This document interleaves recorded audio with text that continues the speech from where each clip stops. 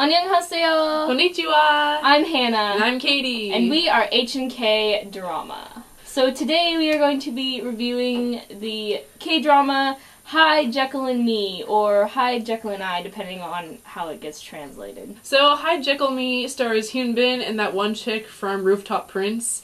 I forgot her name. Yeah, she was in Rooftop Prince, and now that Hyun Bin has come back from the Navy, he's back to doing dramas. Yay. And Hyde, Jekyll and Me is about a man who has DID, dissociative identity disorder, and he's either really mean or really nice. So he has two personalities. This spunky circus leader comes to his amusement park because he's the CEO of like this Korean Disneyland. So she comes there and triggers his other personality, his nice personality, which he tries to keep hidden as much as he can, and things happen. It's kind of crazy. It's like this love triangle with one man. So I mostly watched this drama because Hyun Bin was in it. And yeah. We both watched Secret Garden. That was the first drama I ever watched. And it's really hard to watch this show and not compare it to Secret Garden. Because there's actually some elements that are really similar.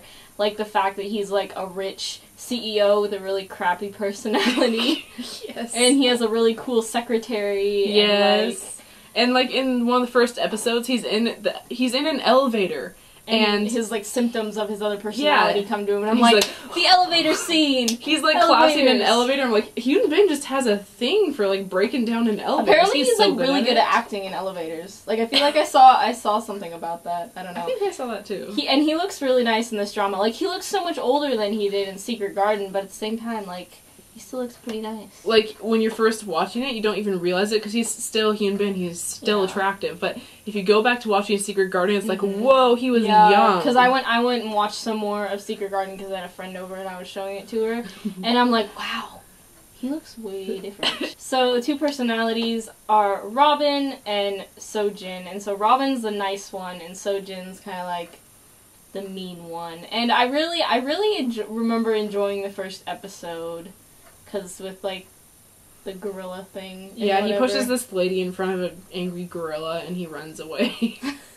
Crappiest CEO in the world. Okay, so basic thoughts on this show. I really enjoyed it, but it took me a really long time to watch it, and yeah, Hannah, I had to keep bugging her. I was like, when are you gonna finish it? I finished it 2 weeks ago. Jeez, Katie, I finished it about 20 minutes ago. But, like, we both started off watching the first episodes, and they would release 2 a week, one on Wednesday, one on Thursday, and the first few episodes were really great.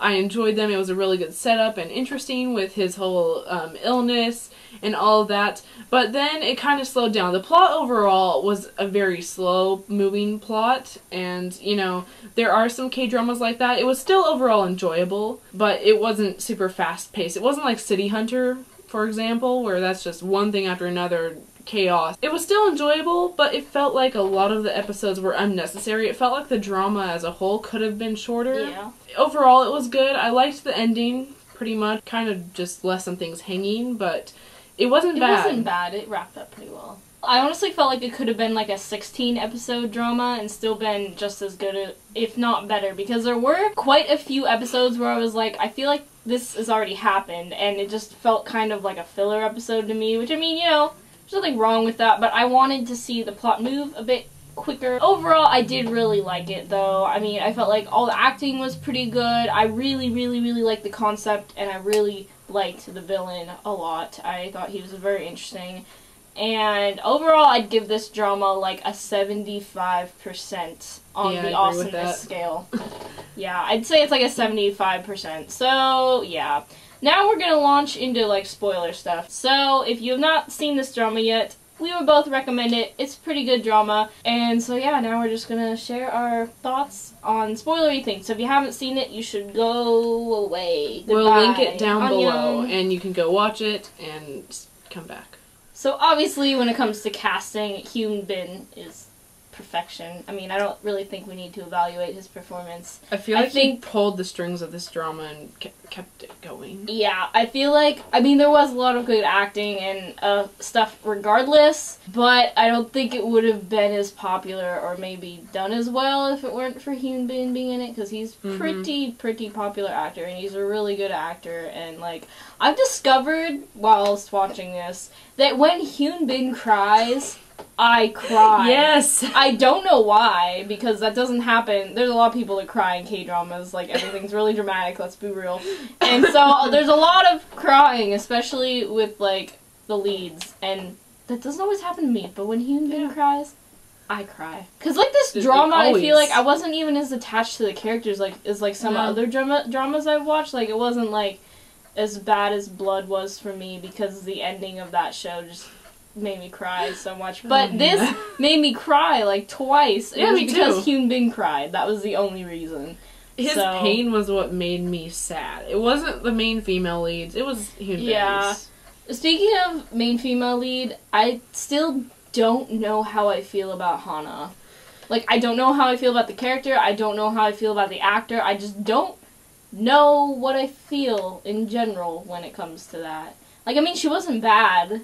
No, I agree, but we were talking about before we filmed this, in the first few episodes she was like super cool and like swinging on ropes and being all circus leaderish, and after that she just was a normal person. And I honestly felt like there were some parts where she kept things to herself that she probably shouldn't have. Like, she wasn't really open about a lot of things, especially between like her and the lead, like with Robin or Sojin. I felt like, and honestly, I understand how hard it was for her. Like, her situation that she was going through would not have been easy, like, dealing with the memory loss and the fact that it's, you know, she's in love with someone who shares a body with somebody else. It's all really complicated, but I felt like she wasn't really open about some things that she should have been. And I mean, it's a K-drama. It's a drama. There's gonna be drama. But, you know, it goes to a certain point where it's like, okay, just something needs get to be real. Done now. Get real. Again, at the beginning she was really great, but after that she seemed to be leaning towards a dramatic character. And you know, in K-dramas there's always those characters that stand out. The main characters like Yuraim in Secret Garden, she kicks butt and she's awesome. Or Jandy in Boys Over Flowers, she eats like a pig and has really bad hair. Me too. But she was a good actress overall, I think. I think part of it was the scripting that made her kind of awkward. I haven't seen her in Rooftop Prince, so I don't know how her acting really is.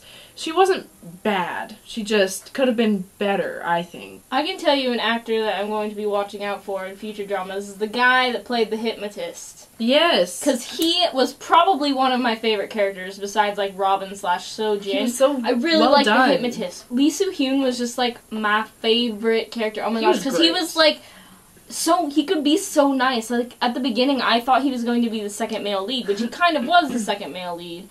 But at the same time, I really expected him to be, like, really just kind of competing with Robin and Sojin. I thought it was going to be, like, a love quadrangle or something.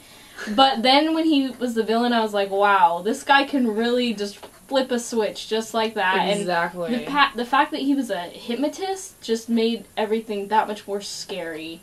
Because, like, having a hypnotist as a villain, how would you do against him? Yeah, how would you be able to defend against that? And how would you know what you actually did and, like, what sort of memories were, like, put in you? Like, it's super weird and creepy, and that was honestly one of my favorite parts of the show. He was great. But after he went to prison, though, I felt like is when we got a lot of the episodes that I wasn't quite as interested in. I felt like he was another one of those characters that really drove the show forward, and without him, like, being kind of in the spotlight, some of the episodes got a little bit boring for me, to be honest. At the beginning, there was this whole mystery of who is Lee Soo-hyun, and I, honestly, when I first saw him, I'm like, it's him. But then he totally threw me off with his nice personality.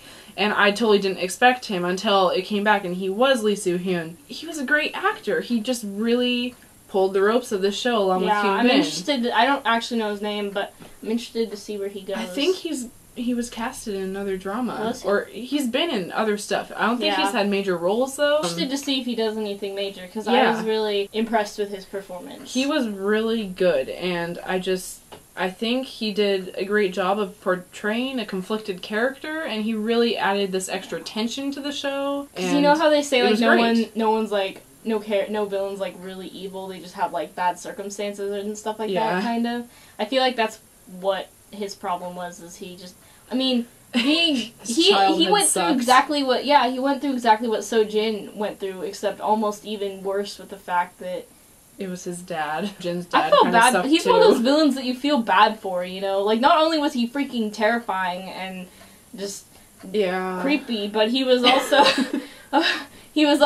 like, you felt bad for the guy. The thing is, if he hadn't come back into Sojin's life and tried to ruin things, he wouldn't be in jail and they could be friends again. Like, after he went into prison, he kind of was talking with Sojin about stuff, and he's like, move on with your life and stuff. That's all we saw of him after he went into prison, but I'm like, they could be friends if he hadn't ruined everything. I feel like one of the major, like, themes in this drama is that even if things are bad, that things can get better type thing. The theme in this drama is like this: it's important to deal with your problems rather than pushing them to the side. On. Don't ignore your problems. Which is really some advice I should take for myself instead of ignoring my responsibilities. Homework. But yeah, I think that was definitely a major theme in this drama. So who did you like better? Did you like Robin or Sojin better? Oh my gosh. I'm more of like a person who really likes that rough character that has the niceness come about them, kind of like Tsundere in anime.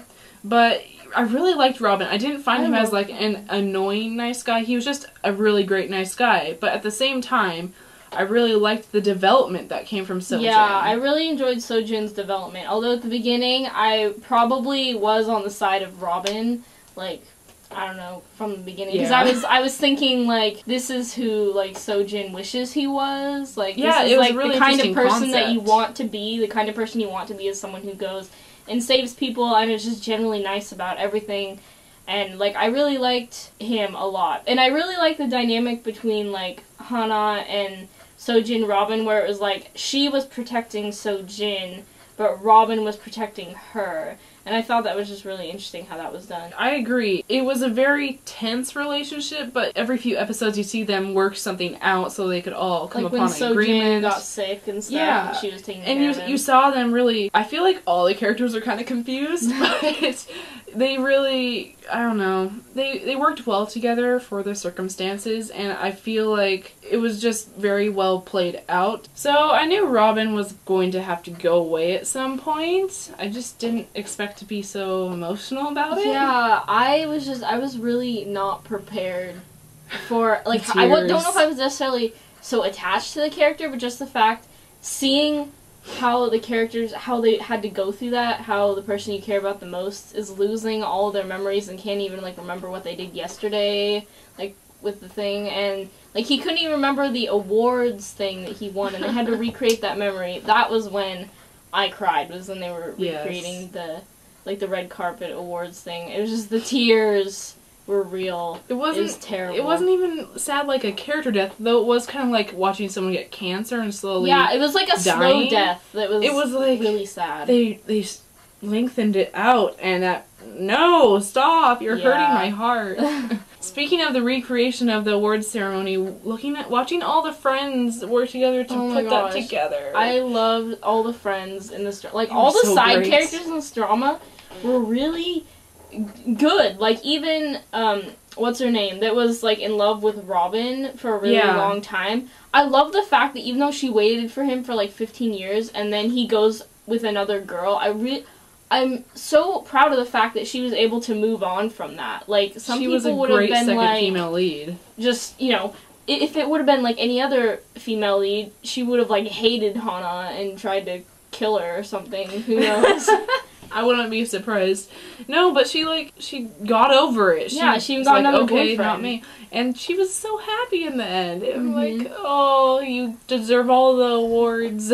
I also really loved Secretary Kwan. Like, he just kept everything together for Sojin and Robin. And I felt like almost he had less of a secretary position and more of almost like younger brother type relationship, especially with Robin. And I loved him so much. And when he was crying because Robin was leaving. Secretaries in K-dramas are so good, though. Like, there should be just a show just about secretaries, and I would watch it, because the secretaries are, like, the best people in the show. Secretary Kwan, all the other secretaries. It's like the heirs, except the secretaries. I really like the side characters a lot in this drama. I feel like, honestly, the weakest link in this drama was, like, the filler episodes and, like, the female lead, for me, just, you know. Yeah. I just felt like she's okay, but the fact that, you know, the lead was so good and you had all the other characters just made it really good.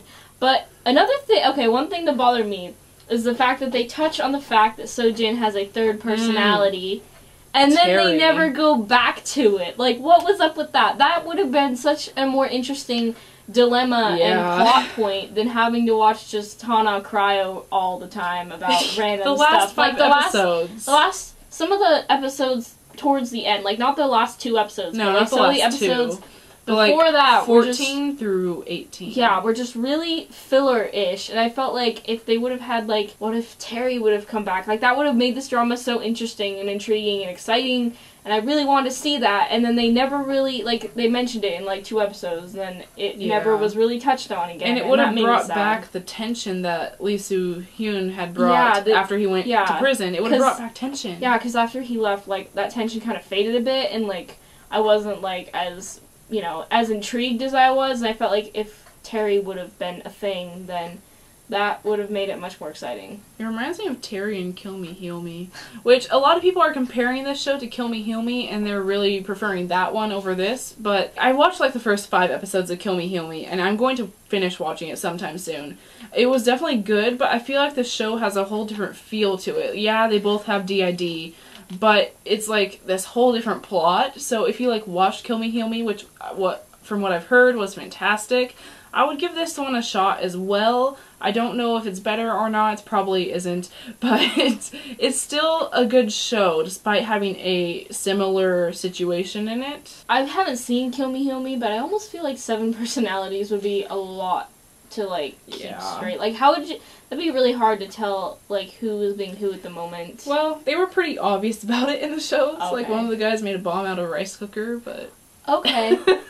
Anyway, yeah, the fact that Terry didn't come back definitely kind of left me hanging. Like, are they planning 2nd season where Terry comes back? No, they aren't. Probably not. They're just gonna leave us hanging. Speaking of the ending, I was pretty satisfied with the ending. Like, I felt like it wrapped up pretty decently. Yes, there were some things that were left hanging, but for the most part, I feel like it brought things together pretty well. I love the guy that is always trying to get Sojin in trouble. I can't remember his name. His cousin. His cousin that eats the paper.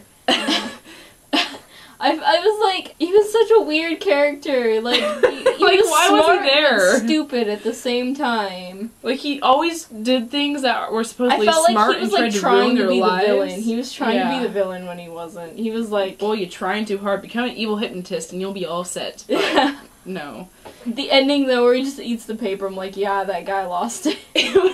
And he gets sent to the doctor. He's like, "You need help, Secretary Kwan." It was so great. You need help. And it was like weird watching him transition because in Birth of a Beauty, he's actually a bad guy and he's very devious and he's not stupid. This time, he's just stupid. He was like, just kind of there. Really stupid. He just tries too hard. He did stupid things because he was like over the top. Like, he did good investigating stuff, but he was kind of over the top about it. He didn't wear the typical Korean drama disguises where you put a scarf on your head and wear sunglasses. He was actually pretty good about that, but what was the point of him? I don't know. He didn't add tension. Maybe it was a comedic relief. Maybe. He was pretty funny, actually. So, overall, I would say we both overall enjoyed the show. Yeah. It could have been better, but it wasn't, like, a bad show. I know a lot of people were really not happy with some of the filler episodes, but if you just push through them, it's all good. Yeah. It's still not like is a good ending. You can't wait to finish it, but at the same time, it was pretty enjoyable, and I definitely did want to keep watching. And like I said, I'd give it like a 75, 80%, maybe somewhere in that range. It wasn't a bad drama at all, and I thoroughly enjoyed it. And I'm definitely looking forward to Hyun Bin's next drama because I love him. He's so fantastic. So yeah, it was a good drama, and we enjoyed it. I don't know what we're going to be watching next. There are some new dramas coming out. Producer's coming out, and that has some really good stars in that. I'm going to probably watch that. I'm watching My Love from Another Star right now, which will probably we're going to review when she finishes it. I've already watched it. I already reviewed Blood, but Katie has not yet watched Blood. Thumbs up if you think she should watch it, and comment down below because she should, because it was really, really, really, really good. Like, I loved it so much. It was amazing. Anyway, I think that's all for now, so we will see you soon in another video. Be sure to comment below, like thumbs up, subscribe, all those things. And yeah, we'll see you all later. Sayonara. Goodbye. I am